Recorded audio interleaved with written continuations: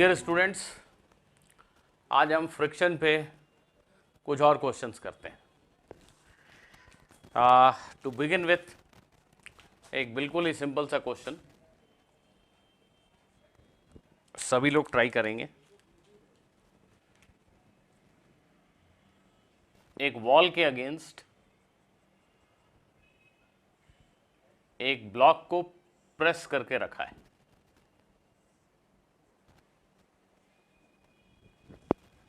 ये ब्लॉक है, लेट अस से इसका मास है 4 kg। वॉल और ब्लॉक के बीच जो कोफिशिएंट ऑफ फ्रिक्शन है वो लेट अस से 0.5 है। एक्चुअली इस ऑब्जेक्ट को, इस ब्लॉक को मुझे इस वॉल पे ऐसा पिन करके रखना है। तो एक तरीका हो सकता है कि ना नीचे गिरे, इसके लिए मैं ऊपर की तरफ ऐसा फोर्स लगाऊं। अब एक इंजीनियर ने मुझे सजेस्ट किया कि नहीं, आप इसको ऐसा हॉरिजॉन्टली पुश करो, ऐसा फोर्स लगाओ, ये नहीं गिरेगा। सही में नहीं गिर रहा है। ये ब्लॉक को मैंने प्रेस करके रखा हुआ है, ये पेन से मैं उसको धकेल रहा हूँ और ये ब्लॉक नीचे नहीं गिर रहा है। अगर मैं ये पुशिंग फोर्स कमज़ोर करता हूँ, ये जो मैं पुश कर रहा हूँ इस फोर्स को मैं कम कर रहा हूँ, सच में कम कर रहा हूँ। यहाँ ध्यान से देखो, मैं फोर्स को लगातार धीरे धीरे कम कर रहा हूँ। ये नहीं गिर रहा है, डस्टर ब्लॉक नहीं गिर रहा है। फोर्स को और कम किया, नहीं गिर रहा है। और हल्का सा दबाव कम किया, नहीं गिर रहा है। और फोर्स को कम किया, नहीं गिर रहा है। और कम किया, नहीं गिर रहा है। और कम किया, नहीं गिर रहा है। और अगर मैंने ये पुशिंग फोर्स एक लिमिट के नीचे की तो ये डस्टर फिर स्लिप कर गया।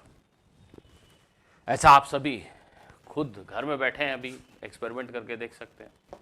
किसी भी ऑब्जेक्ट को वॉल से पिन अप करके रखने के लिए आप उसको ऐसा पुश कर सकते हैं। अगर ये फोर्स बहुत कमज़ोर हुआ तो ये गिर जाएगा। ये फोर्स सफिशिएंटली लार्ज है, एक सर्टेन वैल्यू के ऊपर है, तो ये टिका रहेगा, गिरेगा नहीं। क्वेश्चन यही है, इस ऑब्जेक्ट को यहाँ होल्ड करके रखने के लिए, ये स्लिप ना करे, इसके लिए मुझे कम से कम कितना फोर्स लगाना चाहिए? What should be minimum value of applied force F so that the block does not fall? Find F minimum so that the block does not fall. कम से कम कितना फोर्स लगाऊं जिससे कि ये ब्लॉक नीचे ना गिरे? आप सभी लोग वीडियो पॉज करके जरूर ट्राई करें। देखो, इस ब्लॉक का वेट mg जो कि 40 न्यूटन है, g को 10 लेने से, ये वो फोर्स है जो इस ब्लॉक को नीचे गिरा देना चाहता है। यही वो वर्टिकल फोर्स है जिसकी वजह से ब्लॉक नीचे जाने की टेंडेंसी रखता है।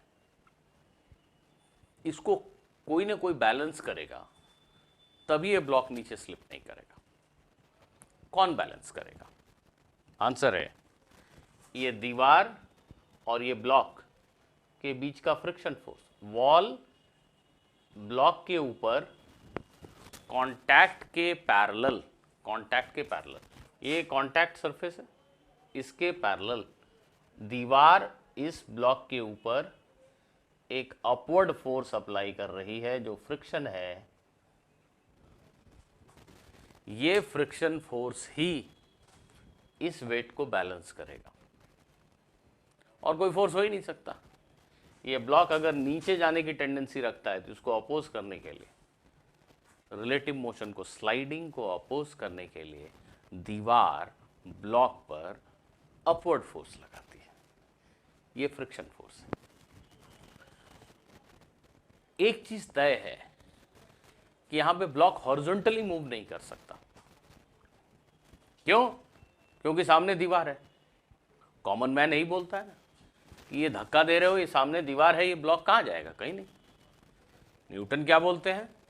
ये ब्लॉक मूव नहीं करेगा क्योंकि इस पर हॉरिजॉन्टल डायरेक्शन में फोर्स नहीं है।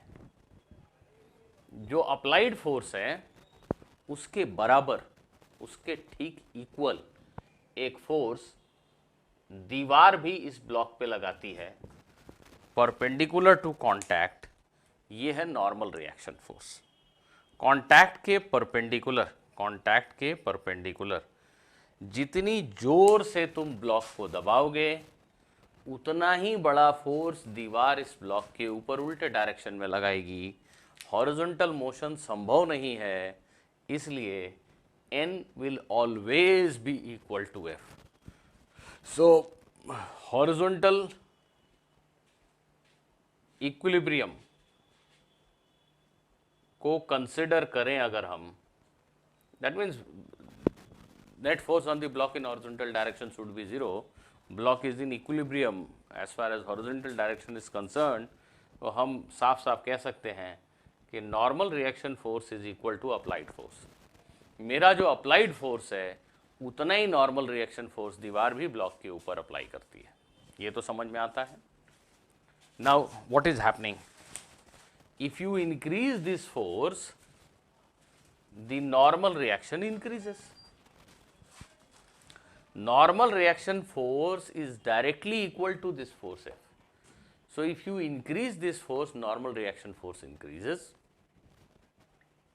आप इस फोर्स को जितना बढ़ाओगे नॉर्मल रिएक्शन उतना बड़ा होगा, और अगर नॉर्मल रिएक्शन बड़ा हुआ तो ये जो फ्रिक्शन है उसकी ताकत बढ़ जाती है। लिमिटिंग फ्रिक्शन नॉर्मल रिएक्शन के प्रोपोर्शनल होता है, तो ये जो फ्रिक्शन फोर्स है उसकी maximum limiting value, static friction की मैक्सिमम वैल्यू, जो बोलना है बोलो, वो बड़ी हो जाती है अगर नॉर्मल रिएक्शन बड़ा हो गया। तो आप ज़्यादा फोर्स लगाओगे, नॉर्मल रिएक्शन बड़ा होगा, ये फ्रिक्शन ताकतवर हो जाएगा। अगर उसके पास इतनी ताकत आ गई कि वो इसको बैलेंस कर दे तो ये ब्लॉक नीचे नहीं गिरेगा। अगर फ्रिक्शन सफिशिएंटली स्ट्रांग है, अगर फ्रिक्शन की वैल्यू 40 न्यूटन या उससे ज़्यादा हो सकती है, तो फिर ये ब्लॉक स्लाइड नहीं करेगा। यही हुआ ना। So it's very simple.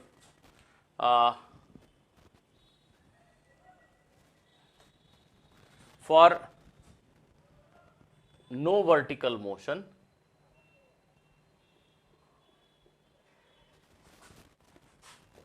block will not move vertically if the maximum value of friction is at least equal to mg, is at least equal to 40 Newton. Maximum value of friction is at least equal to 40 Newton. ये जो friction है इसकी maximum value कम से कम 40 Newton होनी चाहिए। कुछ लोग इनइक्वालिटी को लेके परेशान हैं, कुछ सोच रहे हैं कि सर ने लिख दिया कि फ्रिक्शन 40 से बड़ा होना चाहिए, तो वो परेशान है कि अगर फ्रिक्शन 50 हो गया तो क्या होगा। नहीं, वो फ्रिक्शन की मैक्सिमम वैल्यू है, स्टैटिक फ्रिक्शन की लिमिटिंग वैल्यू है। अगर फ्रिक्शन की लिमिटिंग वैल्यू 50 न्यूटन है, उसका ये मीनिंग नहीं होता कि फ्रिक्शन 50 न्यूटन होगा। फ्रिक्शन तो सिचुएशन के अकॉर्डिंग अपने आप को एडजस्ट कर लेता है। अगर इसकी लिमिटिंग वैल्यू 50 न्यूटन है, इसका मीनिंग है कि ये फ्रिक्शन 0 से 50 के बीच में खुद को कहीं भी एडजस्ट कर लेगा, so as to prevent motion, so as to prevent relative motion. ये ब्लॉक स्लाइड ना करे, इसके लिए ये फ्रिक्शन खुद को 40 न्यूटन पे एडजस्ट करेगा। ऐसा तो आज तक जादू किसी ने नहीं देखा कि हम इसको ब्लॉक को ऐसे दबाएं और ये ब्लॉक ऊपर जाने लगे, ऐसा तो कभी होता नहीं। तो देयर इज नो रीजन कि आप ये सोचने बैठ जाओ कि फ्रिक्शन 50 न्यूटन होगा या 60 न्यूटन होगा, कैसे होगा।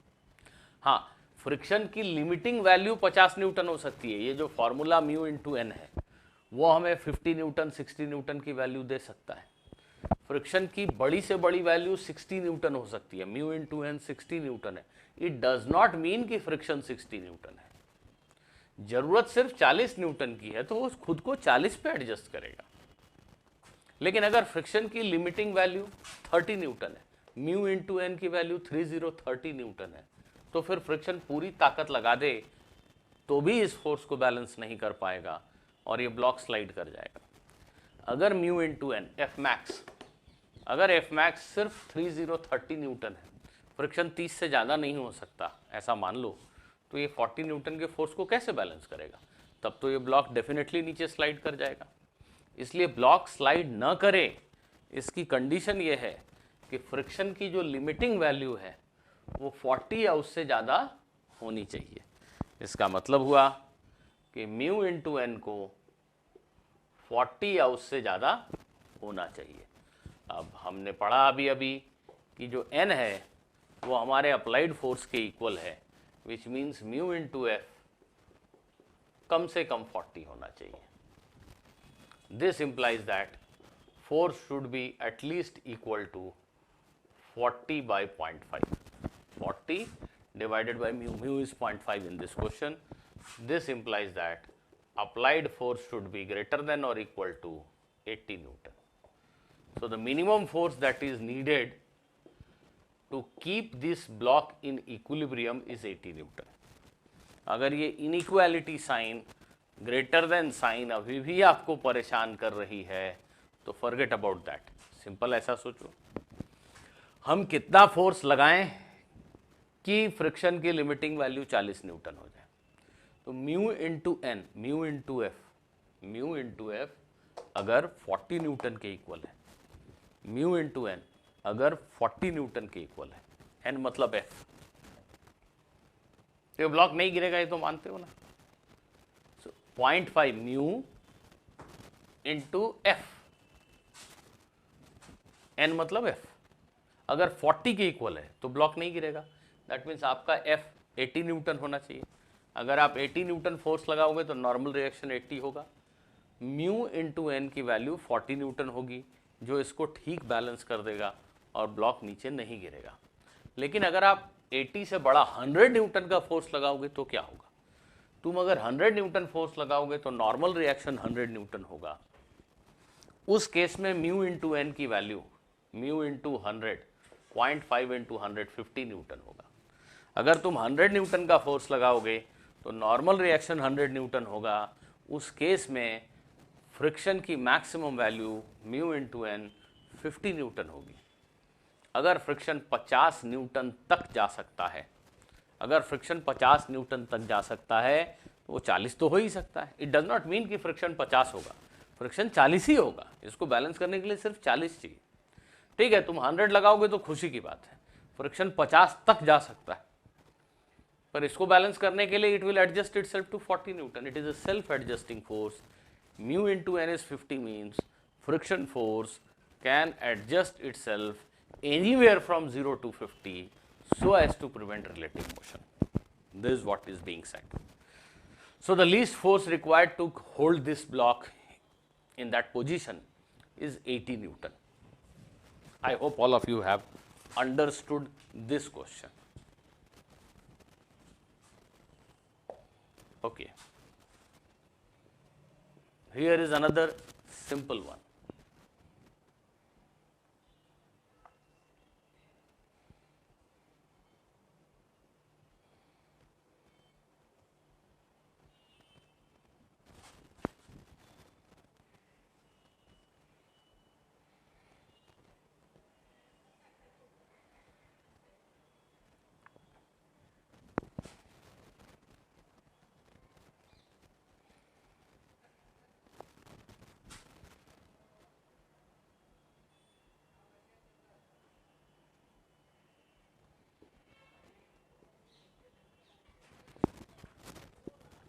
स्टूडेंट्स देखिए, ये पुली आइडियल पुली है, मासलेस है। जो स्ट्रिंग है वो भी इनएक्सटेंसिबल और मासलेस है। इस ब्लॉक और टेबल के बीच में कोफिशिएंट ऑफ फ्रिक्शन 0.5 है। इस ब्लॉक और टेबल के बीच में कोफिशिएंट ऑफ फ्रिक्शन 0.5 है। इस सिस्टम को इस पोजीशन से रिलीज किया गया, जैसा दिख रहा वहां से छोड़ दिया। Now what will be acceleration of this system? What will be acceleration of these two blocks? आपको एक्सेलरेशन कैलकुलेट करके बताना है। सभी लोग वीडियो पॉज करके ट्राई करें, all of you.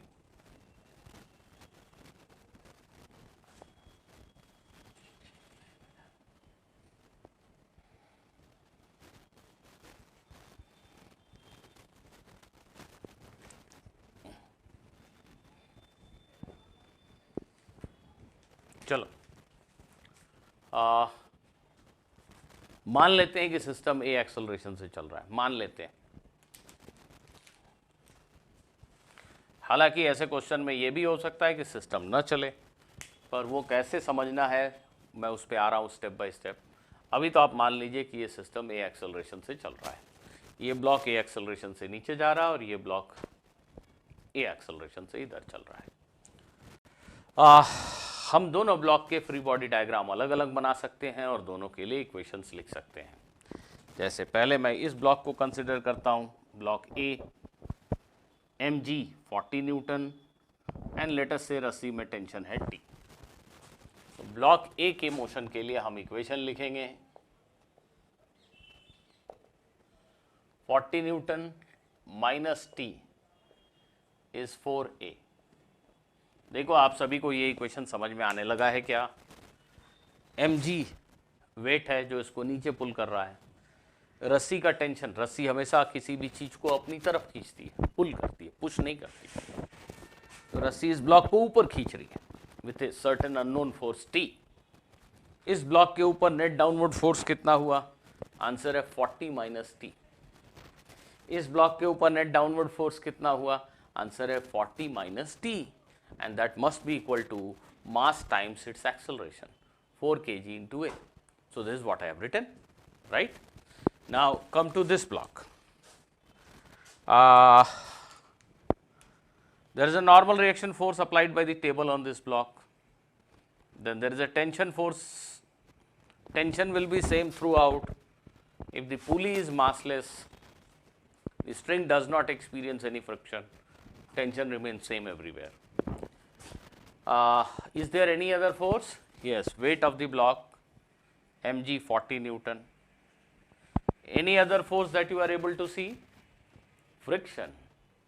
So here we have friction force. I am writing it as Fk. It's kinetic friction because it is given, let us say in the question, that the system is moving. So this block is moving, it is rubbing on the table. So the friction force involved is kinetic friction. Now for this block, let me call this block as block B. For block B,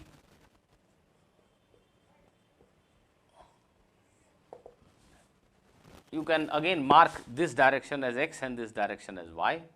The direction of motion can be taken as x, and perpendicular to that you can consider y direction. So if we wish to write equation in y direction, can all of you see that n will be equal to 40 Newton? There will be no vertical movement, therefore this n must balance this 40 Newton weight. That's why there is no vertical movement. Now what about horizontal motion? There is a net force T minus friction in horizontal direction. In horizontal direction, the block is experiencing a total force of T minus friction, and that must be equal to its mass times acceleration. Am I right? So I'll write it as T minus. If the block is sliding, there is no ambiguity. The friction force is kinetic friction and its value is mu into n. Friction force is sliding, kinetic friction, and its value is mu into n. So this friction force can be written as mu into n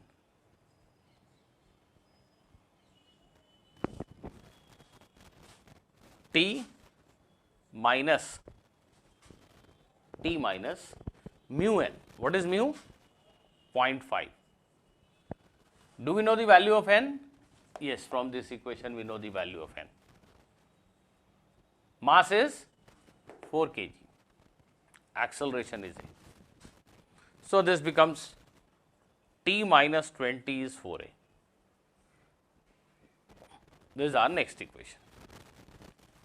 Now I hope you have understood this. T minus friction is net force in horizontal direction, that is mass times acceleration.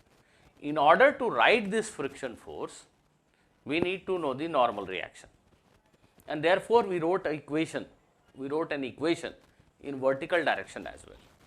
because there is no movement in vertical direction, N is obviously equal to this mg, that is 40 Newton.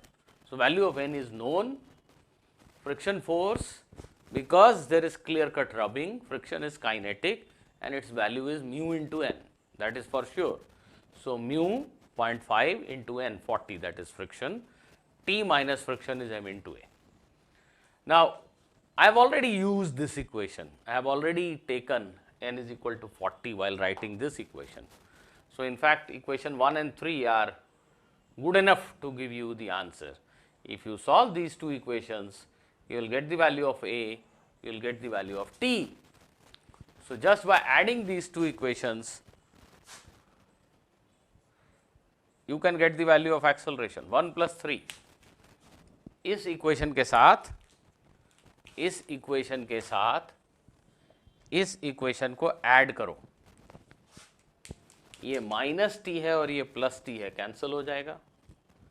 ये 40 minus 20, left side में you are left with 20 and on right side 4a plus 4a is 8a, acceleration is 20 by 8, that is 5 by 2 meter per second square. So, acceleration is 5 by 2 meter per second square.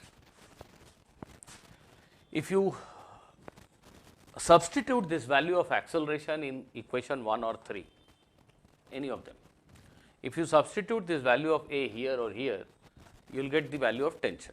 You can do it yourself.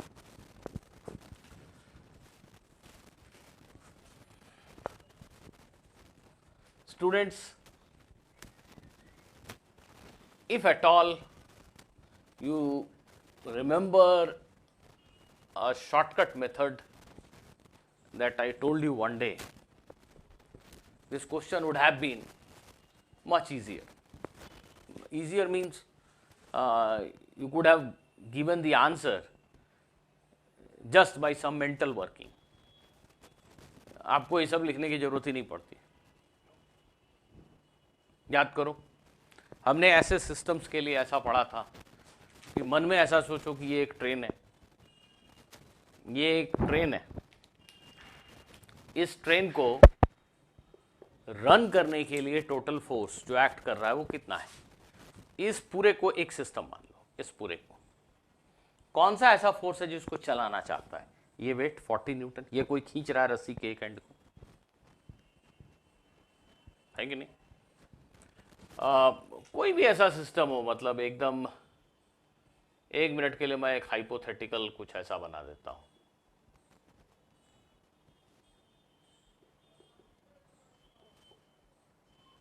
एक minute ऐसा hypothetical system बना देता हूं. ऐसा हो नहीं सकता पर ठीक है, ऐसा बना दिया मैंने. ऐसा कोई एक सिस्टम, ये एक सिंगल सिस्टम है. इसको अगर मैं F फोर्स से खींच रहा हूं ऐसा, what will be acceleration of this system. अरे भाई, पूरे सिस्टम को रन करना है एक साथ. All blocks will have same acceleration. So the total driving force is F.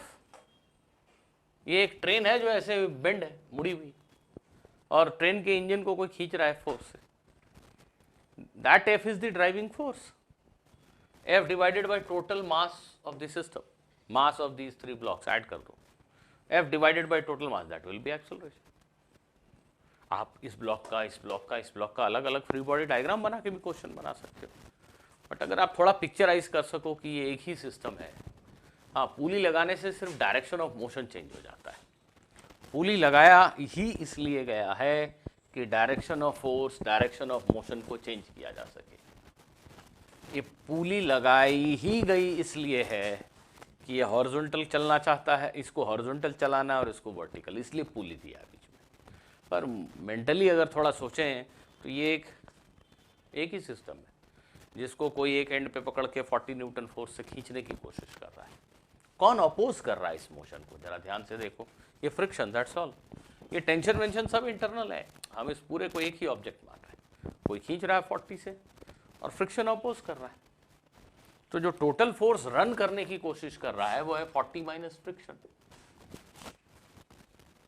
Friction is mu into N.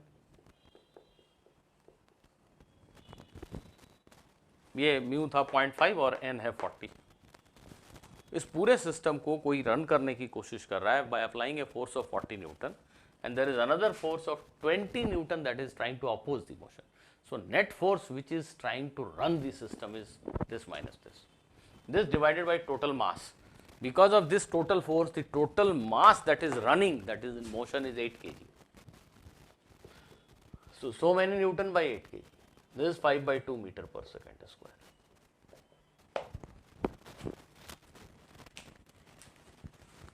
This is your acceleration 5 by 2 meter per second square, right? ठीक है, आप ऐसा फॉर्मल भी कर सकते हो और ऐसा थोड़ा सोच के भी लिख सकते हो. Now students, I am making one change in the question. Please give me the answer. It will be the same question, but this time block B has a mass of 10 kg. It is the same question. You can redraw the question, redraw the diagram. It is 4 kg block, it is 10 kg block, coefficient of friction is 0.5, everything is same. Now this system is released from rest. What will be the acceleration? Please press the pause button and think for a moment. What will be acceleration of this system? This is a new question. I have changed the mass of this block, that's all, nothing else has been changed, everything else remains same. What will be acceleration of this system? The system is released from rest. The system is released from rest.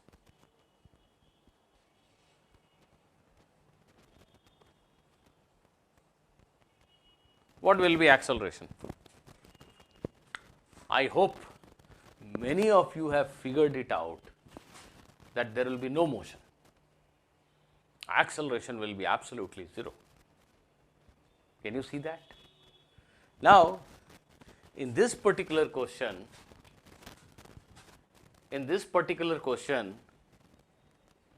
the maximum value that the friction force can assume is mu into n. See, this time n is 100 Newton. Mass is 10 kg, mg is 100 Newton. Normal reaction is equal to mg. So, normal reaction is 100. This is 50 Newton. So, the maximum value of friction force is 50 Newton. Maximum value of friction force is 50 Newton, 50 Newton. Now, it is very easy to see that this system cannot move. Once again, consider this whole thing as a system, as one unit, one train. This 40 Newton force is trying to run this system, whereas there is a friction force which can go up to 50 Newton. This is very strong. Friction is very strong.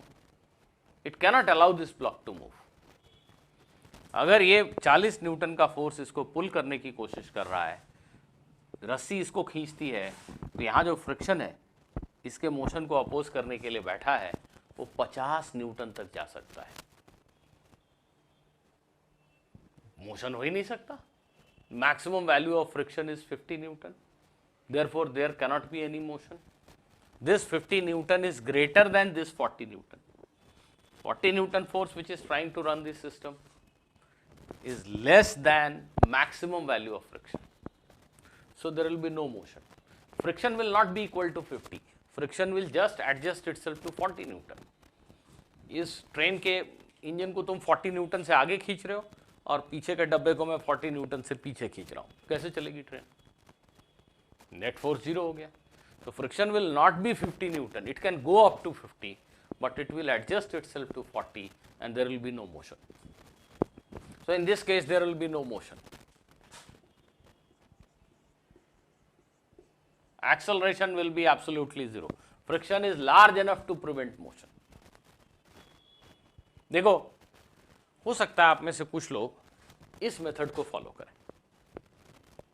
उनको ये अभी भी नहीं समझ में आ रहा है कि सर क्या बोल रहे हैं. मान लो 1 मिनट के लिए हम एग्जाम हॉल में हैं और हमने यही मेथड फॉलो किया. हमने ब्लॉक एक मान लिया कि एक्सेलरेशन है, let us assume acceleration is a, okay, let us assume acceleration is a. इस ब्लॉक के मोशन के लिए इक्वेशन लिखेंगे 40 minus T is equal to 4a, same equation, 40 minus T is mass times acceleration. इस block के motion के लिए equation लिखेंगे, we are assuming that it is moving, we are assuming that it is moving. इस block के लिए equation लिखेंगे n is equal to 100,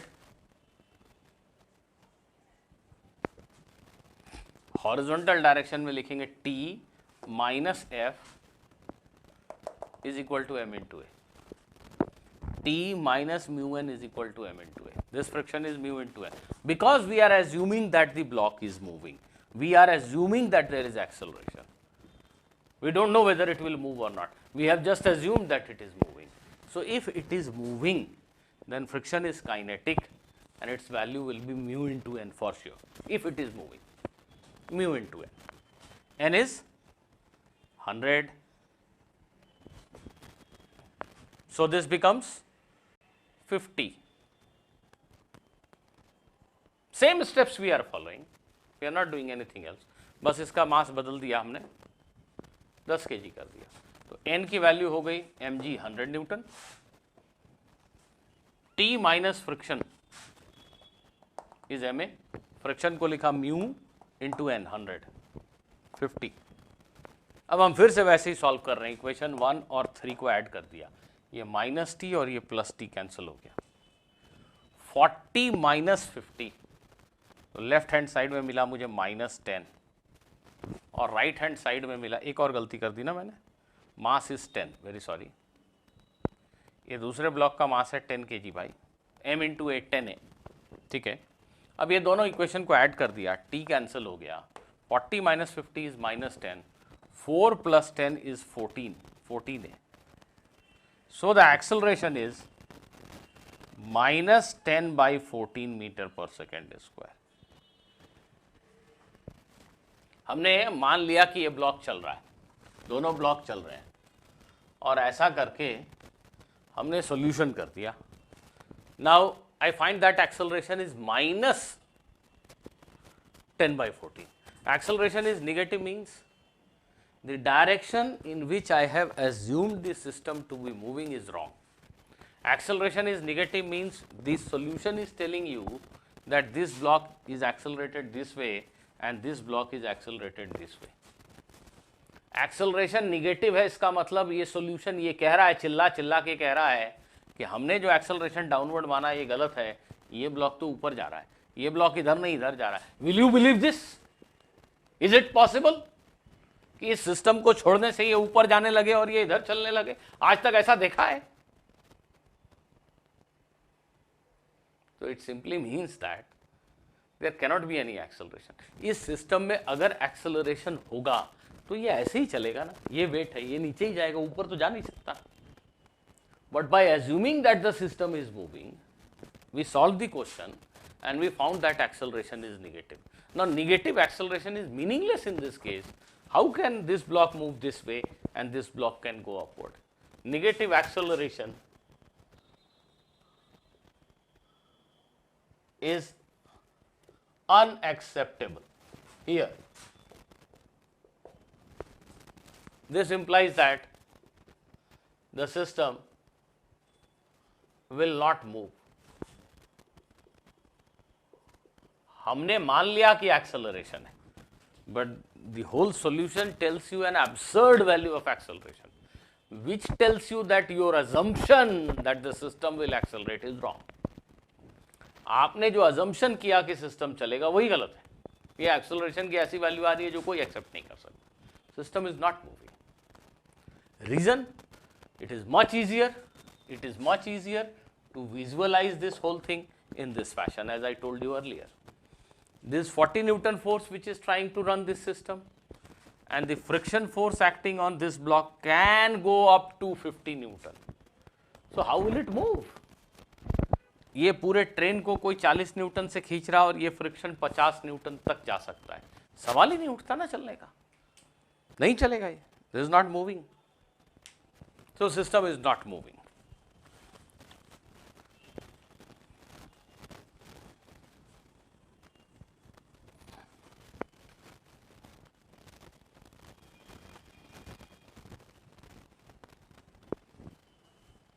Okay, I'll ask you another simple question. If you have understood the last one, you will be able to answer this one.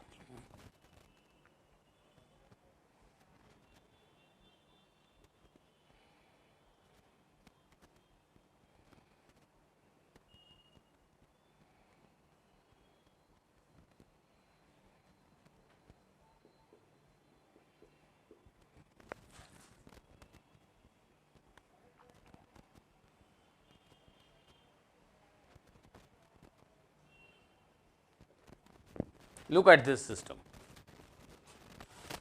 The friction coefficient between the table and the block is 0.5 again. That is 4 kg block, this 4 kg block, this block is of unknown mass. And the pulley is ideal, string is ideal. Now the question is, for find smallest value of small m. Find the smallest value of this mass so that there is no motion. There is no motion when the system is released.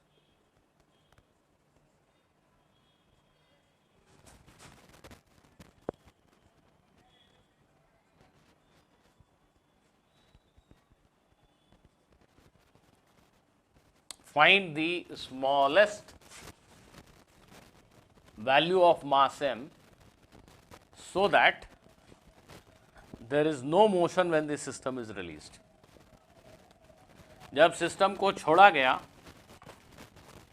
तो कोई motion नहीं हो, इसके लिए ये मास कम से कम कितने KG का होना चाहिए? स्मॉल m की वैल्यू कम से कम कितनी हो जिससे जब मैं इस सिस्टम को छोड़ूं तो नथिंग मूव्स। पॉज बटन दबाओ, खुद करो।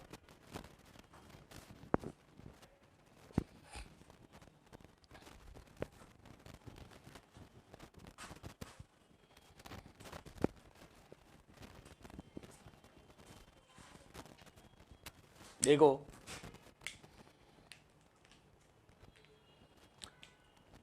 फिर से अगर ऐसा सिंपल सोचें कि इस पूरे ट्रेन को रन करने के लिए ये 40 न्यूटन का फोर्स है, यही वो फोर्स है जो खींचना चाह रहा है। अगर ये स्मूथ होता, मान लो यहाँ फ्रिक्शन नहीं होता, तो ये 40 न्यूटन अकेला फोर्स था जो पूरे सिस्टम को रन करना चाहता था। लेकिन यहाँ फ्रिक्शन है, तो ये फ्रिक्शन इस मोशन को अपोज करना चाहता है।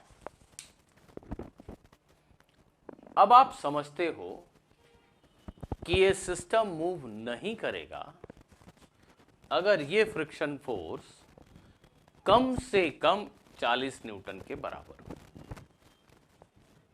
ये सिस्टम मूव नहीं करेगा अगर ये फ्रिक्शन फोर्स की लिमिटिंग वैल्यू 40 न्यूटन या उससे ज़्यादा हो। उससे ज़्यादा हो तो बहुत अच्छी बात है, जैसे पिछले क्वेश्चन में देखा कि ये फ्रिक्शन 50 तक जा सकता है और वो फोर्स 40 है, नहीं चलेगा।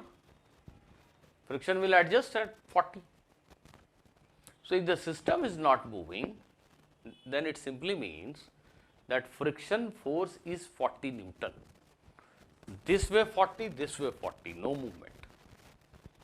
That means limiting value of friction should be 40 or greater than that. The friction force for no motion,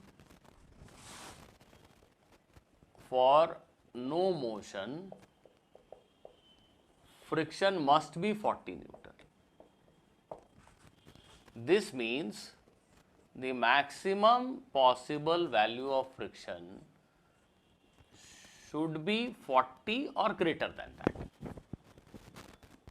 please इस इनइक्वालिटी को समझिए। मैं ये कहता हूं बार बार कि फ्रिक्शन 40 हो गया तो नहीं चलेगा, तो म्यू इंटू एन जो फ्रिक्शन की अपर लिमिट होती है वो 30 है। मान लीजिए फ्रिक्शन के लिए म्यू इंटू एन 30 है, तब तो ये चलेगा ही ना। फ्रिक्शन 40 हो ही नहीं सकता, 30 ही तक जा सकता है। लेकिन म्यू इंटू एन की वैल्यू 60 है, फ्रिक्शन की अपर लिमिट 60 है और सिर्फ 40 न्यूटन का फोर्स इसको रन करने की कोशिश कर रहा है। फ्रिक्शन 60 तक जा सकता है लेकिन जाएगा नहीं, वो खुद को 40 पे एडजस्ट कर लेगा। लेकिन फ्रिक्शन की limiting value mu into N सिर्फ 3030 है, तो इस सिस्टम को कैसे रोकेगा? वो 30 हो जाएगा तो भी ये चलेगा। तो फ्रिक्शन जो है उसकी लिमिटिंग वैल्यू, उसकी मैक्सिमम वैल्यू, उसकी लिमिटिंग वैल्यू 40 तो कम से कम होनी चाहिए, उससे बड़ी है तो खुशी की बात है। So mu into N must be greater than 40. What is n? n is normal reaction between table and this block, है ना? टेबल और इस ब्लॉक के बीच का नॉर्मल रिएक्शन फोर्स n है, तो ये फ्रिक्शन की peak value, maximum possible value mu into N होती है। अब क्वेश्चन में म्यू 0.5 दिया हुआ है, इसलिए n नॉर्मल रिएक्शन जो है वो कम से कम 80 न्यूटन होना चाहिए। ये टेबल और इस ब्लॉक के बीच नॉर्मल रिएक्शन फोर्स कम से कम 80 न्यूटन होना चाहिए। अब ध्यान दो, अगर सिर्फ ये अकेला ब्लॉक होता 4 kg वाला, तो नॉर्मल रिएक्शन फोर्स कितना होता? सिर्फ 40 न्यूटन। अगर ये छोटा ब्लॉक नहीं होता तो यहाँ नॉर्मल रिएक्शन कितना होता? सिर्फ 40 न्यूटन। लेकिन नॉर्मल रिएक्शन को कम से कम 80 होना चाहिए।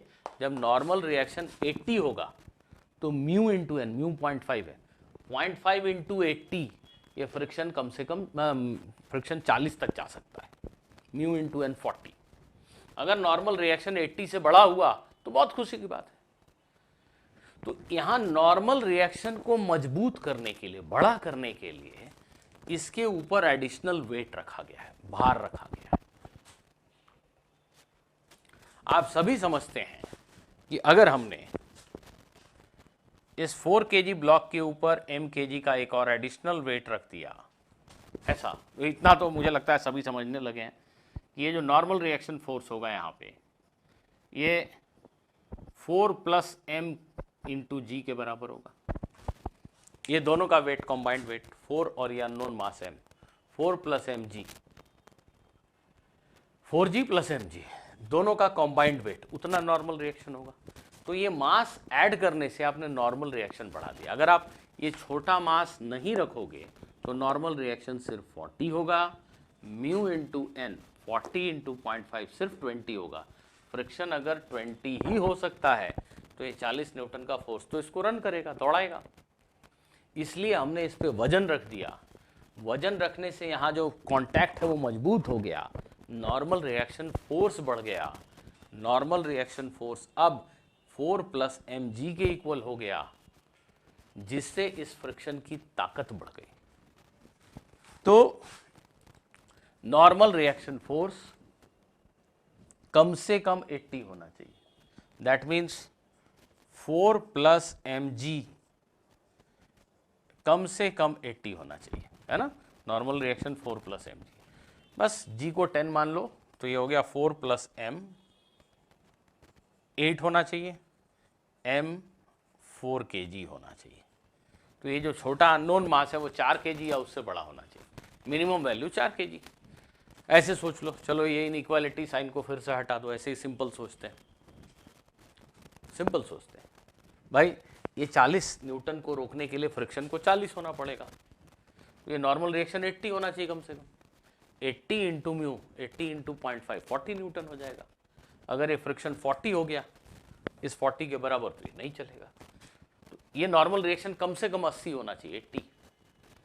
उसके लिए ये 4 और ये 4 kg, 8 kg होगा तो नॉर्मल रिएक्शन 80 न्यूटन हो जाएगा। तो ये 4 kg, ये 4 kg, 8 kg, normal reaction 80 Newton, friction force 40, इसको बैलेंस कर देगा। अगर आप ये ब्लॉक 4 kg से ज़्यादा का रखोगे तो बहुत खुशी की बात है, नॉर्मल रिएक्शन और बड़ा होगा, फ्रिक्शन की ताकत और बड़ी हो सकती है। So the minimum mass required to prevent motion is 4 kg. So small m should have value of at least 4 kg to prevent any sliding.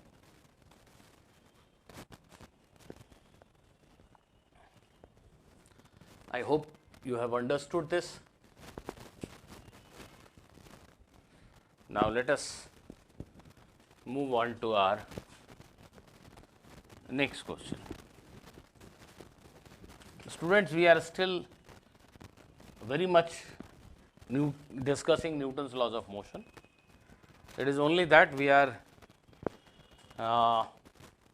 deeply focused on one special force, that is friction. It is present everywhere. So we must understand the nature of this force, very important. इसके बगैर तो काम चलेगा ही नहीं.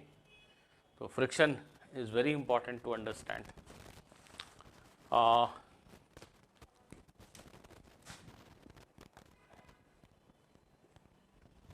Okay.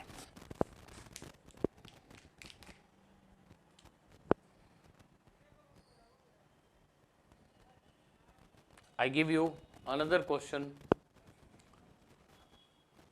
और आप सभी इसको ट्राई करेंगे, ऑनेस्टी से ट्राई करेंगे.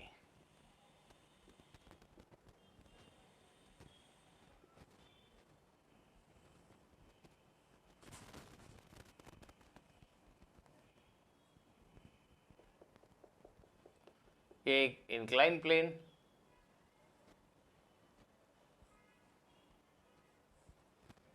ये 2 kg का ब्लॉक और ये 4 kg का ब्लॉक. इसके और इंक्लाइन प्लेन के बीच का कोफिशिएंट ऑफ फ्रिक्शन 0.4 है. ठीक है. इस सिस्टम को रेस्ट से छोड़ दिया. It system is release from rest, calculate the acceleration. इस सिस्टम में एक्सेलरेशन कैलकुलेट करना है. इसके और इसके बीच का coefficient of friction 0.4, mass 4 kg, angle 37 degree, that is 2 kg. And please do it now. Pause the video, give it a try. You can do it.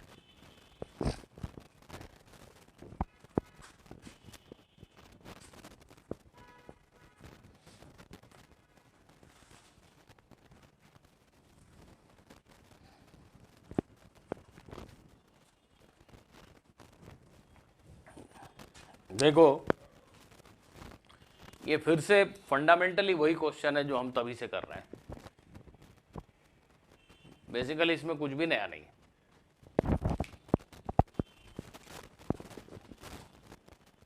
Late us assume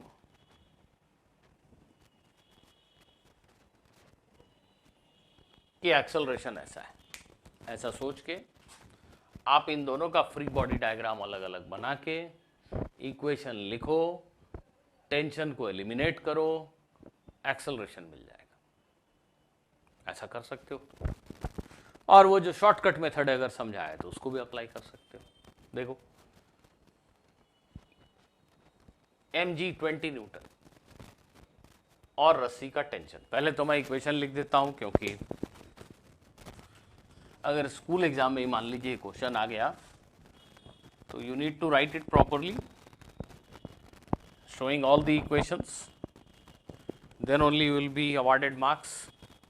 So let us assume that system is running in the manner shown. It is going down, it is going up, and let us say acceleration is a. The force, net force acting on this block is, again let me call it as block A.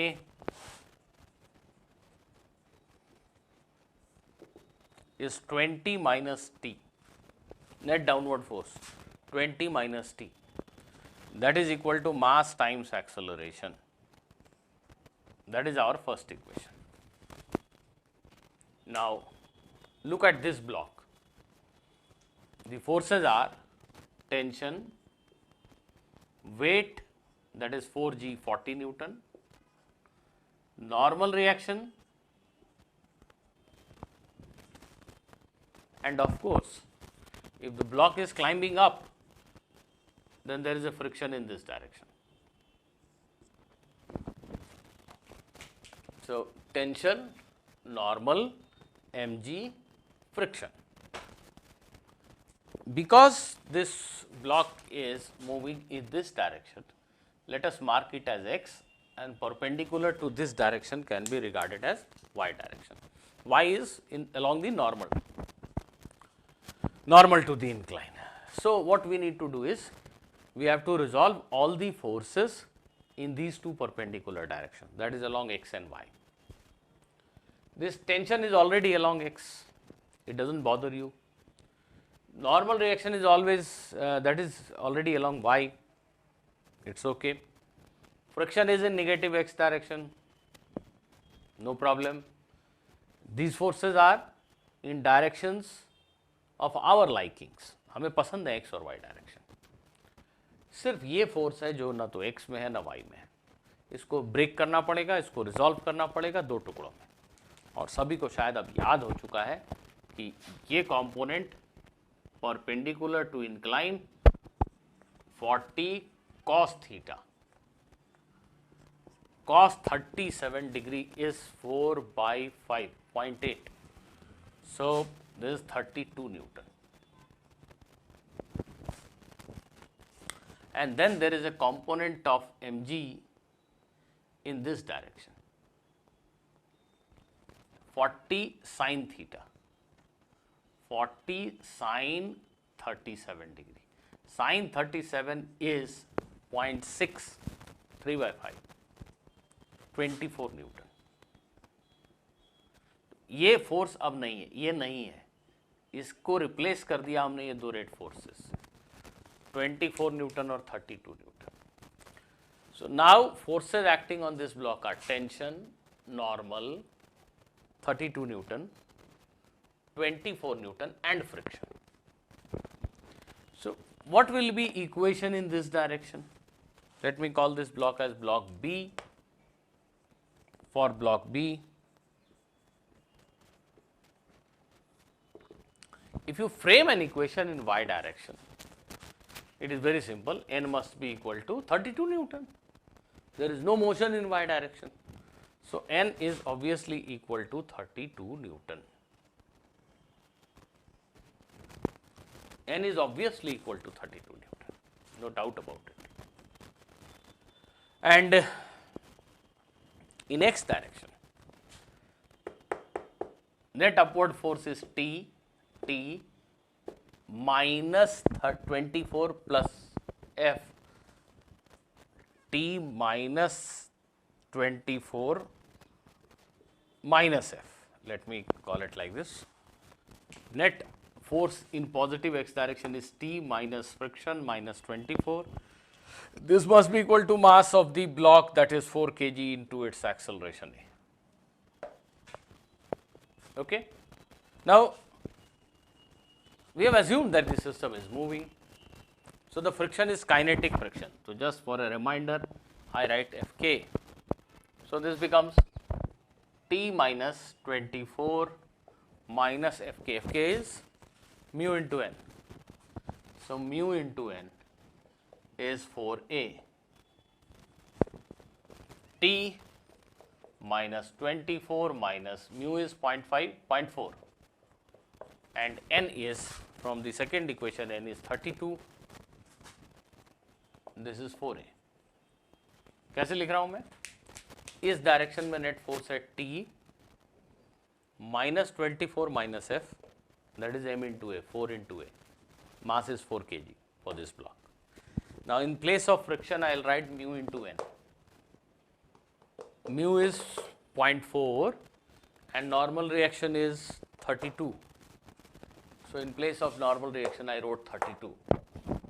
So this becomes T 24 and this is 0.4 into 32, 8, 12, 12.8, right? And this 24. So this becomes 36.8 is equal to 4a. This is your third equation. Please check the calculations. Now look at equation 1 and 3. 1 and 3. We have already used equation 2. I have substituted for normal reaction. Look at these two equations. Just add them. This minus t and this plus t cancels out. This minus t and this plus t cancels out. Therefore,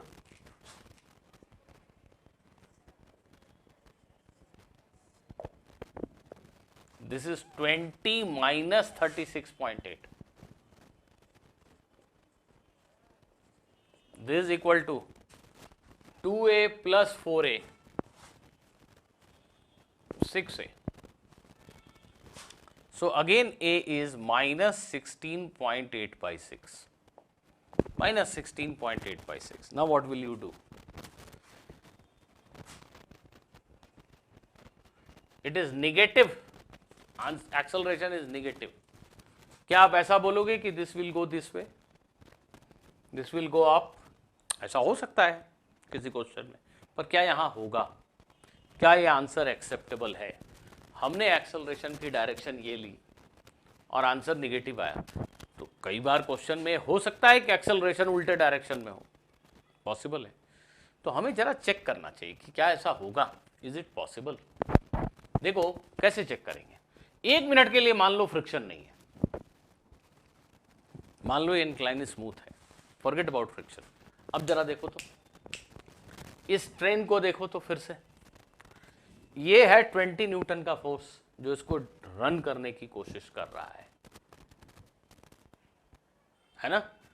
ये है 20 Newton का force जो इसको run करने की कोशिश कर रहा है, और ये है 24 न्यूटन का फोर्स mg sin थीटा जो इसको इधर खींचने की कोशिश कर रहा है। प्लीज समझना, हमने एकदम ब्लाइंड तरीके से एक सॉल्यूशन कर दिया, मान लिया कि एक्सेलरेशन इधर है, ये ऊपर जा रहा है, जस्ट फटाफट फटाफट करते चले गए। I am deliberately committing this mistake so that you learn. Please look at this carefully. Now I found that acceleration is negative, तो मैं थोड़ा सस्पिशियस हो गया। अब तो जाके सस्पिशियस हुआ कि क्या सच में ये नीचे और ये ऊपर जाएगा, ऐसा संभव है? तो 1 मिनट के लिए फ्रिक्शन को इग्नोर कर दो, just ignore friction, forget about friction, भूल जा। फ्रिक्शन नहीं होता तो ये सिस्टम कैसे चलता? 20 न्यूटन का फोर्स इसको इधर खींच रहा है, फ्रिक्शन नहीं है, लेकिन ये जो mg sin थीटा है 24 न्यूटन, 24 न्यूटन इसको इधर खींच रहा है। अगर फ्रिक्शन नहीं होता तो ये नीचे और ये ऊपर जाता। Can you see that? ये mg sin थीटा इस 20 न्यूटन से बड़ा है।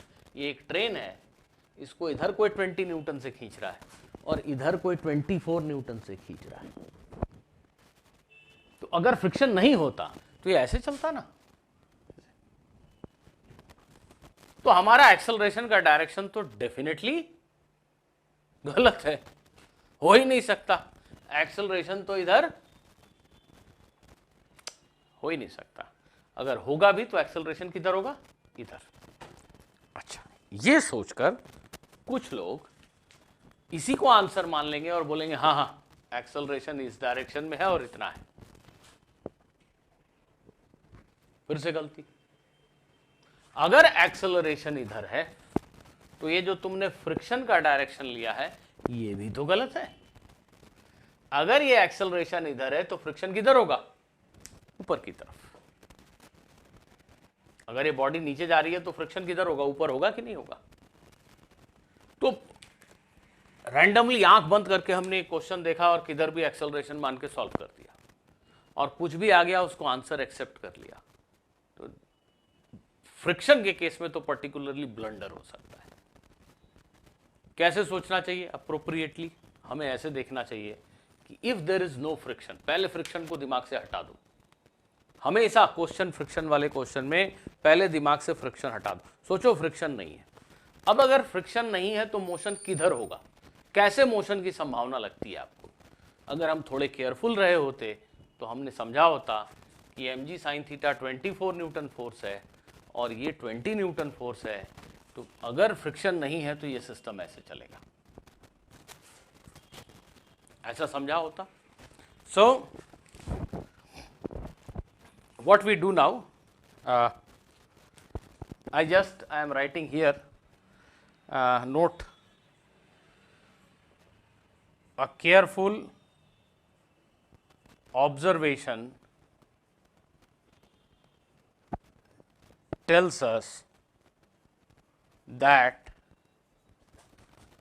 acceleration can never be in the direction shown. So our whole solution is wrong, simply wrong. What do we do now?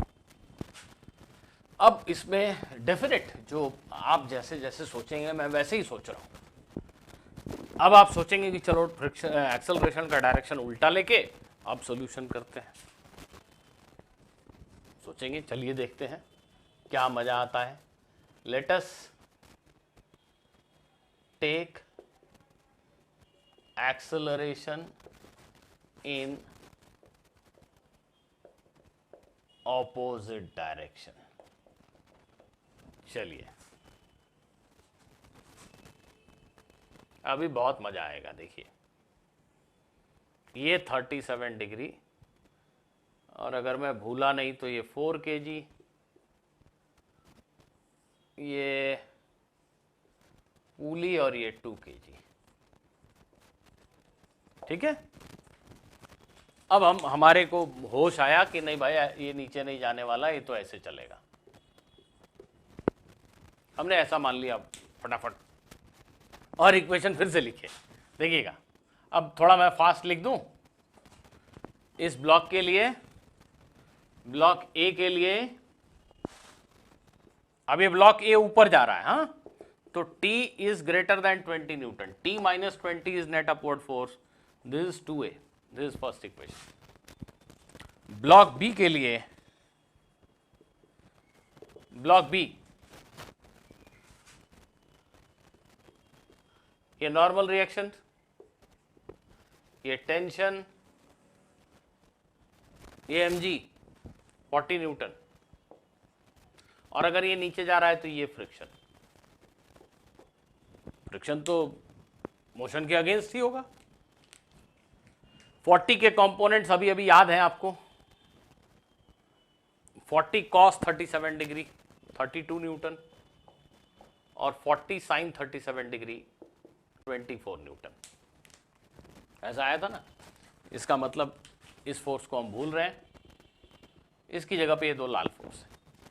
तो नॉर्मल रिएक्शन फिर से 32 Newton हो गया बियॉन्ड डाउट. अब हम ये मान रहे हैं कि ये ब्लॉक इधर चल रहा है क्योंकि हमें होश आ गया. हमने देखा कि ये फोर्स 24 न्यूटन इस 20 से बड़ा है, तो ये इधर क्यों चलेगा, इधर ज्यादा कोई ताकत लगा रहा है. ऐसा होश हमें आया. अब हम इक्वेशन लिख रहे हैं, इस डायरेक्शन में मोशन के लिए लिख रहे हैं 24 minus T minus friction, kinetic friction, क्योंकि हम मान रहे हैं कि ये चल रहा है, is m into a, 4 into a. देखिए क्या लिखा. Net downward force 24 minus T minus friction. इस डायरेक्शन में total force 24 minus this is equal to mass times acceleration. जल्दी से फ्रिक्शन की जगह पे, जल्दी से फ्रिक्शन की जगह पे म्यू इंटू एन लिख दो. 0.4 था ना म्यू, और एन कितना था 32. ये फ्रिक्शन की जगह पे लिखा 24 minus T minus friction is equal to 4A. तो ये बन गया 24 में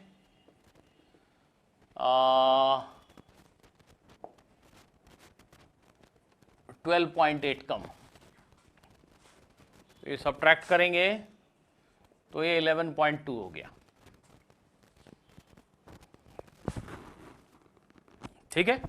तो ये बन गया आपका 11.2 minus T is equal to 4A. ये इक्वेशन नंबर 3.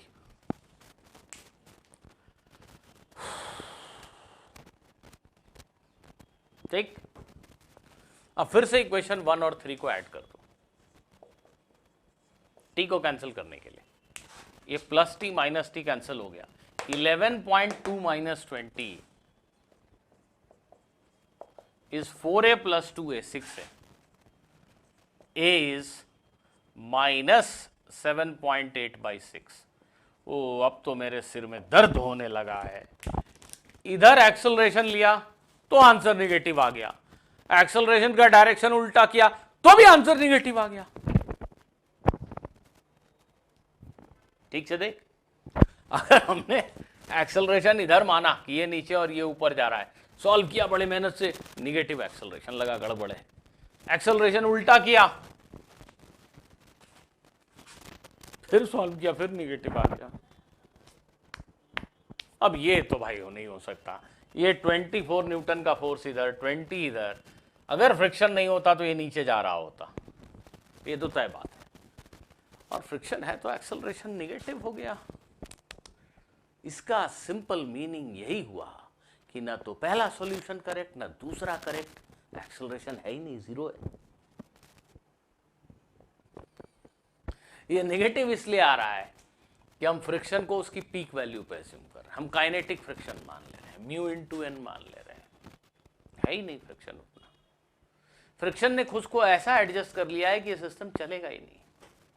आपने एक बार एक्सेलरेशन इसका नीचे माना तो निगेटिव आ गया, ऊपर माना तो भी निगेटिव आ गया, तो अब क्या करें? We have to say that acceleration is zero.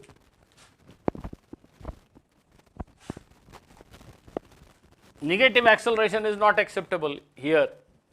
Negative acceleration is not acceptable भाई। कैसे हो सकता है?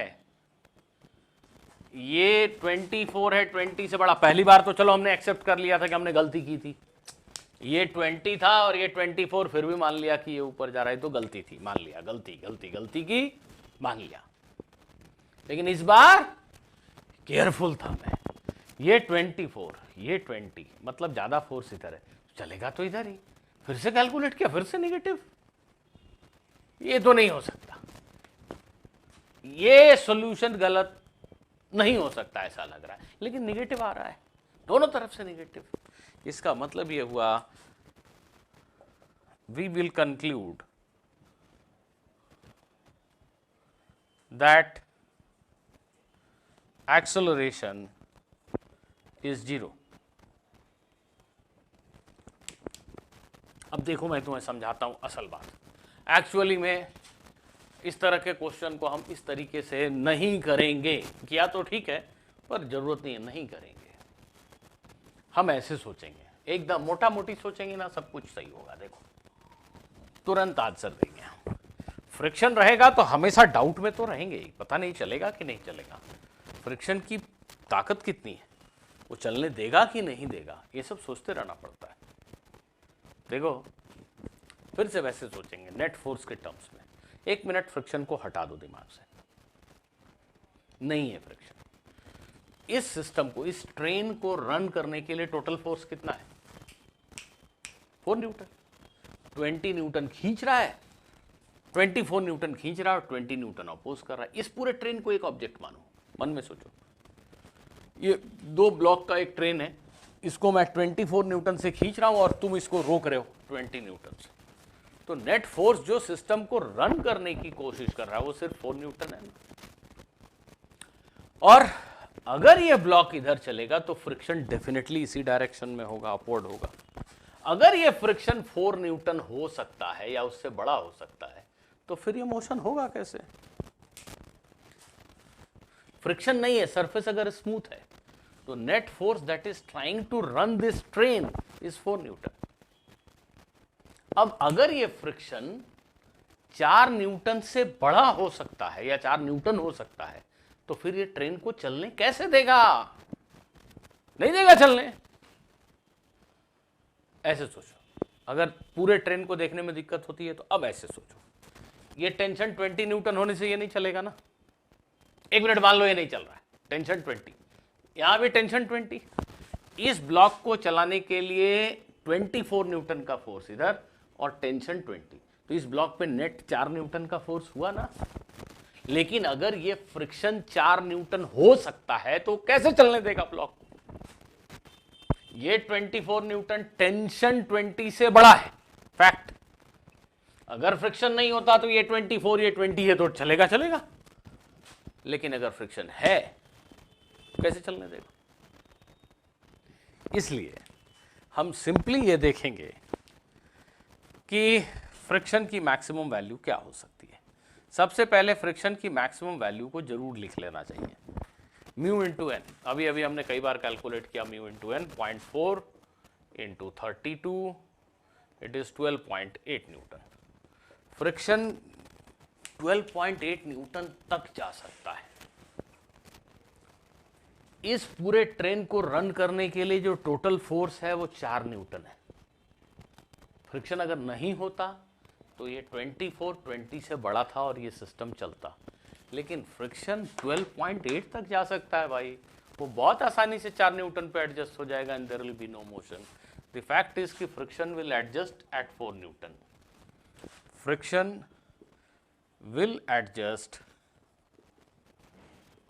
at 4 Newton and nothing will move.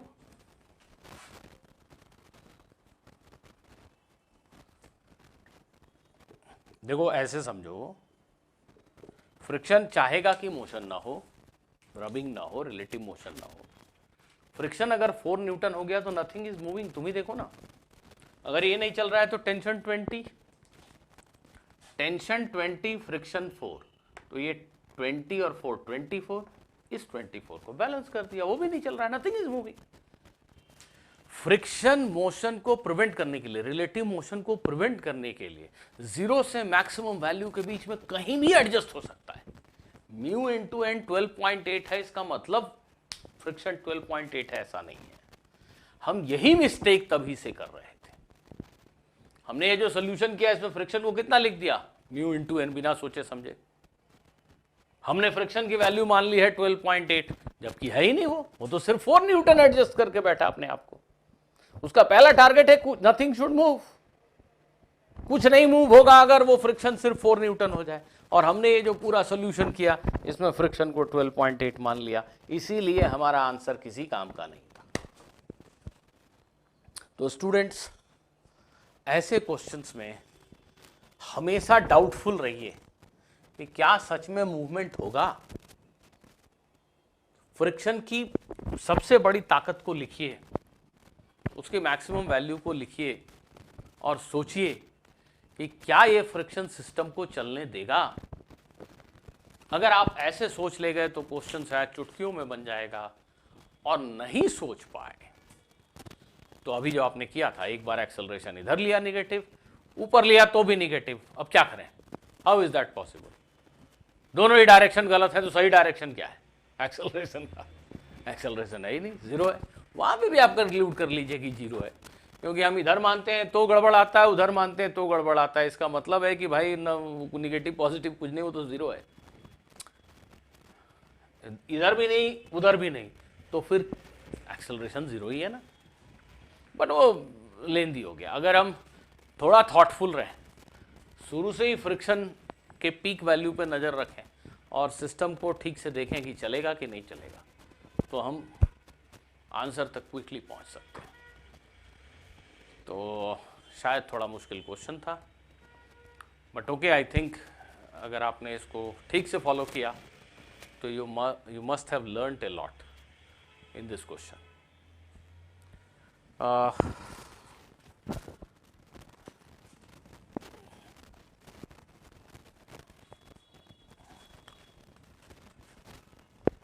Before I end this session, I'll ask one more question.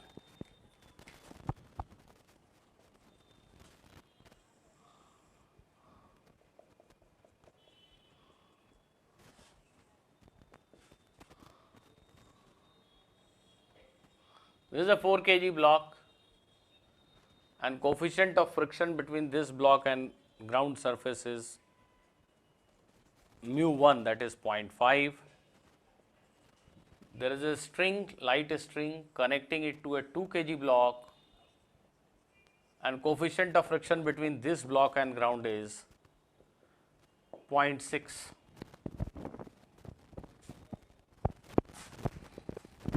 ठीक है, ये दो ब्लॉक रस्सी से बंधे हुए, स्ट्रिंग इज मासलेस, ऐसे ग्राउंड पे रखें।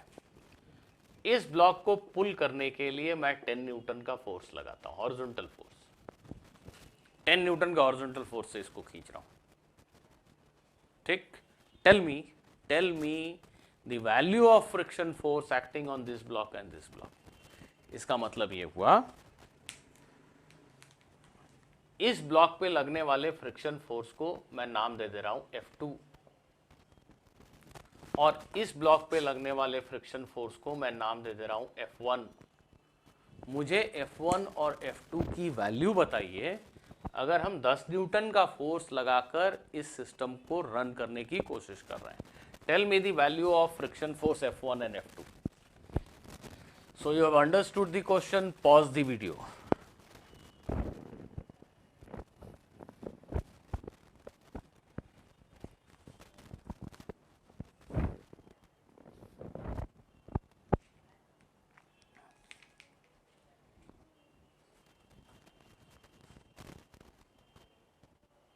क्या देख, ये जो F2 है इसकी मैक्सिमम वैल्यू क्या हो सकती है? Mu into N. ये तो समझने लगे हो आप कि यहाँ पे नॉर्मल रिएक्शन 20 न्यूटन है mg के बराबर। तो ये जो फ्रिक्शन फोर्स है इसकी मैक्सिमम वैल्यू 0.6 इंटू 12 न्यूटन हो सकती है। और वो जो फ्रिक्शन है उसकी मैक्सिमम वैल्यू 20 न्यूटन हो सकती है। ऐसे ही इसकी मैक्सिमम वैल्यू 0.5 इंटू यहाँ का n 40 न्यूटन 20 न्यूटन हो सकती है। तो बेटा पहले ये समझो कि ये जो ट्रेन है हमारी, ये ट्रेन चलेगी तब जब अप्लाइड फोर्स कम से कम 32 न्यूटन से बड़ा हो, 32 न्यूटन से बड़ा हो। ये फ्रिक्शन 12 तक जा सकता है और ये 20 तक चलेंगे, तो दोनों साथ ही रस्सी से बंधे हैं। जब तक तुम 32 न्यूटन का फोर्स नहीं लगाओगे nothing will move. That is first thing that you should note. ये 12 ये 20, उससे बड़ा फोर्स नहीं लगाओगे कैसे चलेगा system? Friction can go up to 32 newton, so nothing will move if applied force is less than 32 Newton. No acceleration if applied force is less than 32 Newton. That is first thing. तो अभी force कितना है 10, so no acceleration, nothing is moving, that is for sure. अब please ध्यान से देखो, रस्सी में टेंशन क्यों होगा? ये ब्लॉक जो है ये वही एग्जाम्पल है जो मैं पिछली क्लास में बोल रहा था। आपको और आपके दोस्त को एक रस्सी से बांध दिया, दोनों मजे में बैठ के बुक पढ़ रहे हो, तो रस्सी में टेंशन क्यों होगा? जब आप के भागने की कोशिश करोगे तब दूसरे को भी फील होगा कि मुझे कोई खींच रहा है, रस्सी में टेंशन आ जाएगा, नहीं आएगा? तो जब ये फोर्स 10 न्यूटन है और ये फ्रिक्शन 12 तक जा सकता है तो रस्सी में टेंशन क्यों होगा? अगर ये रस्सी काट दें तो भी क्या ये चलेगा? नहीं। ये फ्रिक्शन 12 न्यूटन तक जा सकता है और तुम सिर्फ 10 न्यूटन के फोर्स से खींच रहे हो। तो ये 10 न्यूटन और फ्रिक्शन अगर अपने आप को 10 पे एडजस्ट कर ले तो दिस विल नॉट मूव। जो कर लेगा friction, this has no tendency of motion, this block does not want to move. तो जब ये भागना ही नहीं चाहता तो रस्सी में टेंशन क्यों होगा? तो रस्सी में इस समय टेंशन कितना है? आंसर है 0। इस आदमी को तो खबर ही नहीं है कि कोई उसे खींच भी रहा है। इस ब्लॉक को पता ही नहीं है कि कोई उसे खींच रहा है। कहां खींच रहा है कोई उसे? जब ये फोर्स 12 न्यूटन से बड़ा कर देंगे, ये फ्रिक्शन 12 तक जा सकता है। फॉर एग्जाम्पल,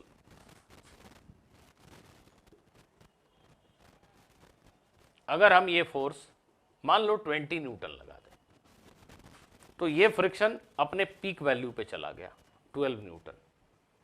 पर क्या ये इसको रोक सकता है? नहीं। 20 न्यूटन फोर्स अगर तुमने लगा दिया, 20 न्यूटन पे मोशन नहीं होगा। हम तो तय कर चुके हैं कि मोशन तब तक नहीं होगा जब तक अप्लाइड फोर्स 32 ना हो। अगर तुमने 20 न्यूटन का फोर्स लगाया, ये नहीं चल रहा है, तो क्यों नहीं चल रहा है? टेंशन है 8 न्यूटन। 8 और 12 मिलके 20।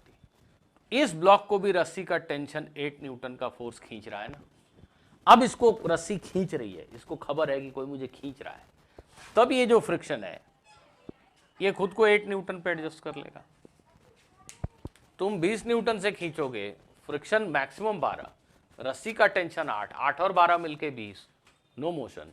अब रस्सी में टेंशन 8, इसको खबर लग गई, माने इसको कोई खींच रहा है, दर्द हो रहा है इसको, तो फ्रिक्शन है इसके पास 8 न्यूटन बैलेंस करने के लिए। लेकिन अभी जब ये फोर्स सिर्फ 10 न्यूटन है तो ये फ्रिक्शन 10 न्यूटन हो जाएगा, इसमें कोई टेंडेंसी नहीं है चलने की, तो रस्सी में टेंशन क्यों होगा? जब रस्सी में टेंशन ही नहीं है तो इसको इस पर किसी ने फोर्स लगाया क्या? क्या वो चलना चाहता है? उसको किसी ने धक्का दिया? आंसर है नहीं। तो फ्रिक्शन क्यों होगा? जीरो होगा। समझे? ठीक से समझो। आज इतना ही।